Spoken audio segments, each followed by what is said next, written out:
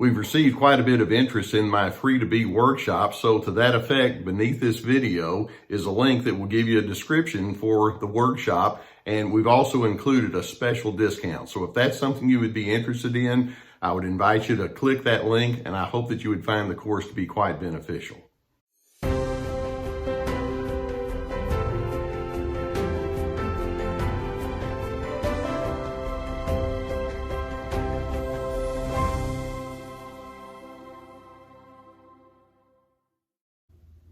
A while back, I was having a conversation with a teenager in a public setting, and he was telling me that he had been learning how to play chess at school. And so I just asked a simple question. I asked him, what kind of strategies are you learning so that you can be really good at chess? Because I think that's a pretty complicated mind game, and it's fascinating.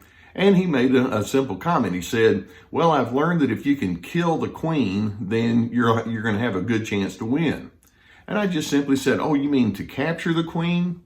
And he looked at me and just said, kill. It kind of caught me off guard. It's like, whoa, where did a kid learn to think that way? And of course, I learned that he had many other influences in his life that were not good and healthy. We live in a culture where those kinds of themes and that kind of thinking has become more and more embedded in the minds of many. Now, this was a young and immature and impressionable kind of young man, and I'm sure that he's been exposed to all sorts of themes that would take him down that path that he was going. But I want us to take a look today at some of the entertainment themes that we have in our culture that scream narcissism. I mean, for crying out loud here, this kid had a board game and he was turning it into a killing field, literally. And I want us to see that we have been actually lulled into a place of complacency or indifference regarding the themes that are depicted. Now, I'm going to run through multiple elements in our entertainment industry that can take us down a path toward narcissism without us necessarily even bothering to think about it. And I want you to think about how this can have an impact on your world. Now, the first thing I'm going to focus on here today is the movies that we have, the movies and television series that are streamed that depict violent and gruesome themes. Do you ever slow down enough to think, what is this saying about us as a culture? You have what I call sometimes the good sociopaths who are going to get out there and kill the bad sociopaths. And we can have it in the name of, the spy people who are trying to kill the people that are trying to ruin the world, or you have these people that are going to destroy the earth. And so we have these Avengers that come around and they're going to just blow up the ones that want to blow us up. And there's so much wanton killing and death and violence and gruesome scenes. And many individuals will say, oh, that's cool. That's neat. And I'm thinking, I think it's sad when I see some things where these people are dying and being killed as collateral damage.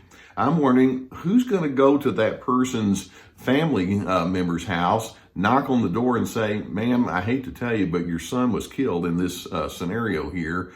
We have bad news for you. When I say something like that, people look at me like, Carter, what's wrong with you? It's just a movie. I'm thinking, well, that's how my brain operates. I'm not able to look at those kind of things without thinking about the deeper meaning of it. But like I say, we get lulled into a sense of complacency about it. We just say, it's just part of the entertainment scene.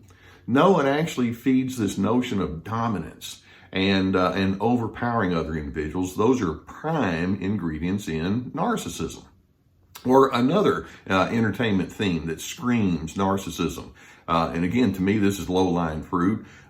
Think about some of the video games that feature killing themes. And we used to talk about the video games as with respect to the impact that it would have on preteens and teenagers, and certainly they have impressionable minds.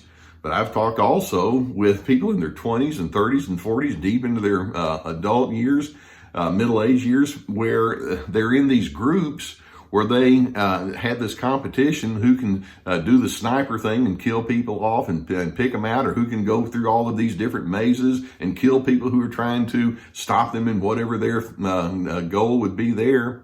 And the more you have exposure to that, and there are people who are just completely caught up in it, in an ongoing thing, that's a huge part of their social connections. That's a huge part of their entertainment.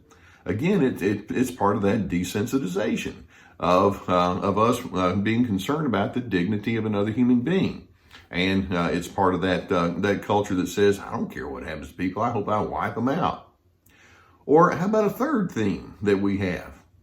Have any of you ever been exposed to some of this cage fighting and the so-called wrestling that we have? I'll see commercials on television where you have these really mean, and I'm talking about nasty looking kind of people who are just out there thinking, put someone in front of me and I'll just rip them to shreds.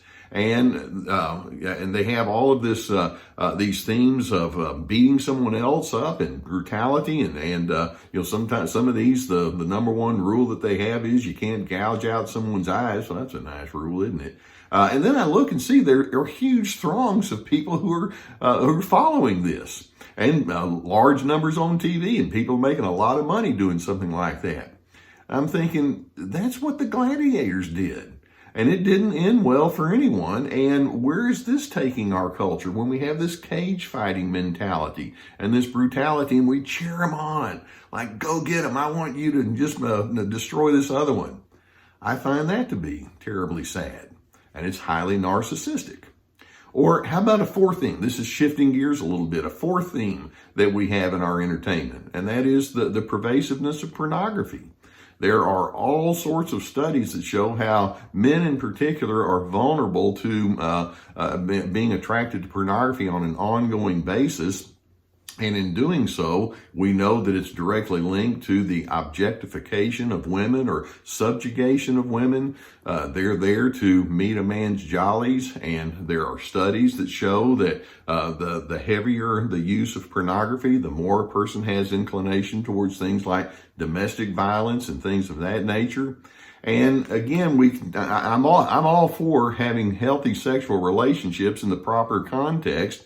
But we're not talking about that here. We're talking about desensitizing your feelings towards women or a scene that would be something that would be very, very tender and loving and caring, and just turning it into an entitled mindset. How can I use this person in such a way that's going to make me feel better in my today?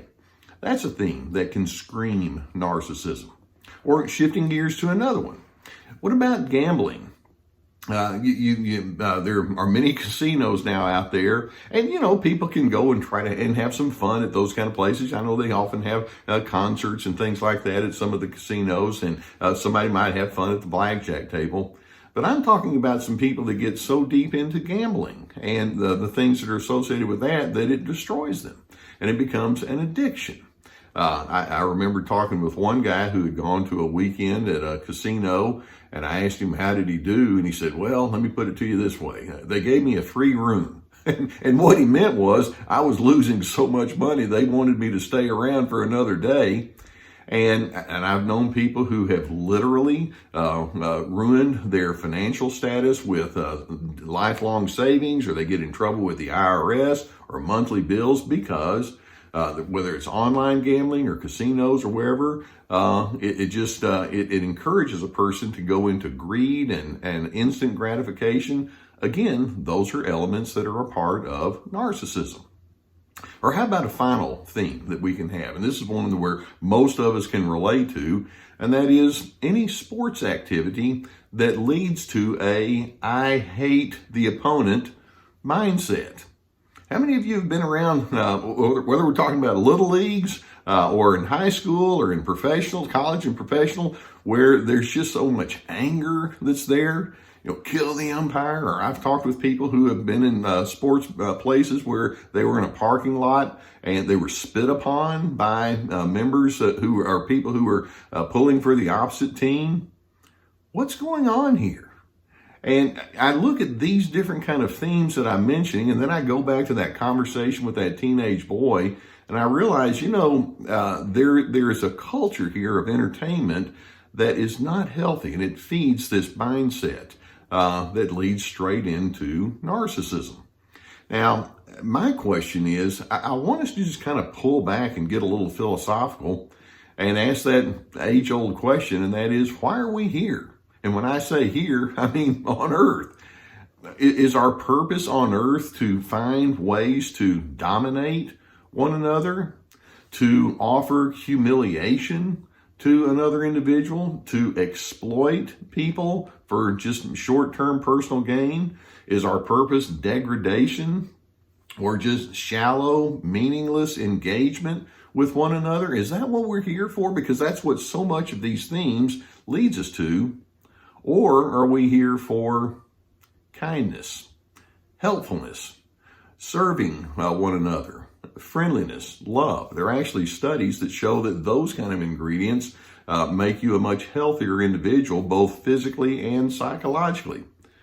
What are we putting into our minds, and what do we gravitate towards as we think in terms of keeping ourselves entertained and keeping ourselves stimulated? I'm hoping that you can see that as we talk about surviving narcissism, it means that we're very aware of some of the things that can pull us away from our healthy self and take us into the themes of narcissism, like control and exploitation and superiority, no empathy. And I'm hoping you can conclude with me, we can do better. And so let's recognize that these things that I'm mentioning are not simple kinds of things we can brush off and say, oh, no big deal. It's a big deal. And if enough of us can pull back and say, I don't want to go in that direction, then I'm hoping we can be difference makers, at least in each of our small sphere of influence. I hope that videos such as this can give you some good food for thought. If you've not already done so, I would encourage you to hit that subscribe button and the notification bell that goes along with it, and we'll keep more videos coming at you. I truly appreciate you letting me be a part of your journey with you. If you have a need for counseling, I would encourage you to seek that out where you are, or if you would prefer, we have a sponsor that would take you to an online counseling service. We have a link below that would take you to that. There's a whole list of licensed professional counselors with experience that could assist you in that regard. I've had good feedback from that, and sometimes it's good to have somebody that'll help you unpack these kinds of things. In addition, we have my courses, and when I talk about courses, they're not just one-off webinars, although we have those too, and I would encourage you to avail yourself to that. But the courses feature multiple videos with written material and questions that go along with it, kind of guiding you through a therapeutic process. This is Me, which talks about setting boundaries, or Free to Be, which talks about discovering yourself despite the controllers in your life. And also we have my books, and then other media places where we can be found. Plenty of resources below. Okay, when we talk about entertainment, it's kind of what you put in your mind is eventually going to come out in the way you live. Let's be careful about that, because I want us to go back and say, I want to be a giver and a person that stands for DRC, dignity, respect, and civility. I hope that's something you can find yourself attracted to, so that it's something that you're known for in the way that you engage with people.